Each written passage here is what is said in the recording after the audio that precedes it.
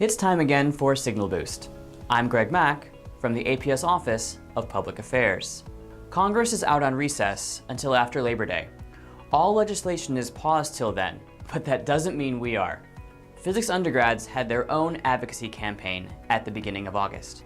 This was a team effort between APS, the Society of Physics students, and the directors of NSF-funded Research Experience for Undergraduates programs. The undergrads asked their senators to support funding that enables undergrad research. Now, check this out. They contacted 78 senators. This is the biggest reach we've had with a campaign yet this year.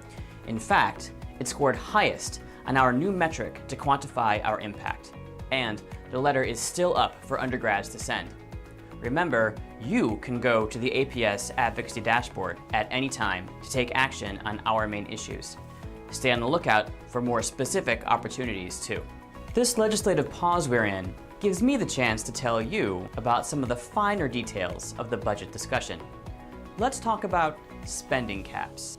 The Budget Control Act of 2011, aka sequestration, makes it hard for the science agencies to grow.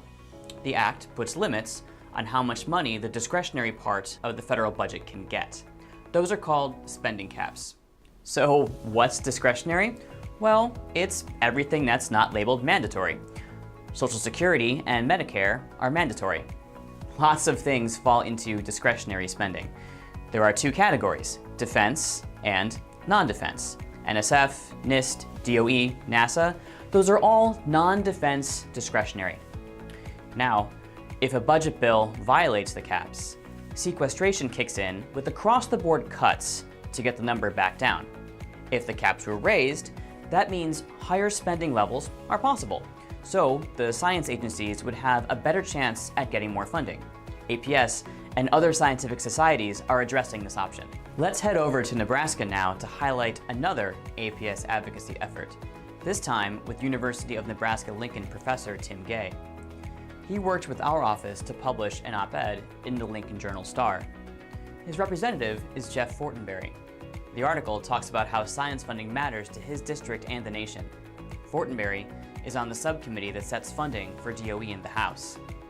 We alerted other APS members in the district to amplify the message.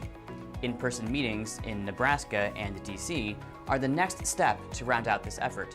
The goal is to increase the representative support for science funding. I'll keep you updated with more next time in the September Signal Boost.